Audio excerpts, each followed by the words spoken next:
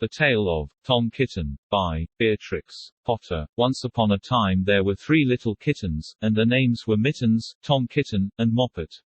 They had dear little fur coats of their own, and they tumbled about the doorstep and played in the dust. But one day their mother, Mrs. Tabitha Twitchit, expected friends to tea, so she fetched the kittens indoors, to wash and dress them, before the fine company arrived. First she scrubbed their faces, this one is Moppet. Then she brushed their fur, this one is Mittens. Then she combed their tails and whiskers, this is Tom Kitten. Tom was very naughty, and he scratched. Mrs. Tabitha dressed Moppet and Mittens in clean pinafores and tuckers, and then she took all sorts of elegant uncomfortable clothes out of a chest of drawers, in order to dress up her son Thomas. Tom Kitten was very fat, and he had grown. Several buttons burst off.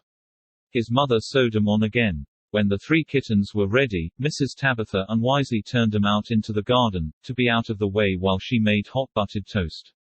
Now keep your frocks clean, children. You must walk on your hind legs. Keep away from the dirty ash pit, and from Sally Henny Penny, and from the pigsty and the puddle ducks.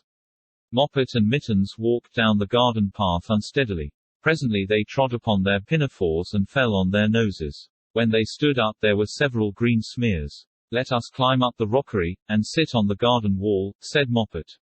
They turned their pinafores back to front, and went up with a skip and a jump. Moppet's white tucker fell down into the road.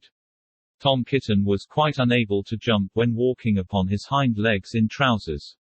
He came up the rockery by degrees, breaking the ferns, and shedding buttons right and left. He was all in pieces when he reached the top of the wall. Moppet and Mittens tried to pull him together, his hat fell off, and the rest of his buttons burst. While they were in difficulties, there was a pit-pat-paddle-pat. And the 3 puddle ducks came along the hard high road, marching one behind the other and doing the goose step, pit-pat-paddle-pat. Pit-pat-waddle-pat. They stopped and stood in a row, and stared up at the kittens. They had very small eyes and looked surprised. Then the 2 duck birds, Rebecca and Jemima Puddle Duck, picked up the hat and tucker and put 'em on.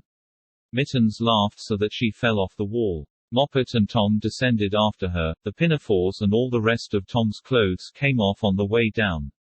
Come, Mr. Drake Puddle Duck, said Moppet, come and help us to dress him. Come and button up Tom. Mr. Drake Puddle Duck advanced in a slow sideways manner, and picked up the various articles. But he put 'em on himself. They fitted him even worse than Tom Kitten. It's a very fine morning, said Mr. Drake Puddle Duck. And he and Jemima and Rebecca Puddle Duck set off up the road, keeping step, pit-pat, paddle-pat. Pit-pat, waddle-pat. Then Tabitha Twitchit came down the garden and found her kittens on the wall with no clothes on. She pulled them off the wall, smacked them, and took them back to the house. My friends will arrive in a minute, and you are not fit to be seen. I am affronted, said Mrs. Tabitha Twitchit.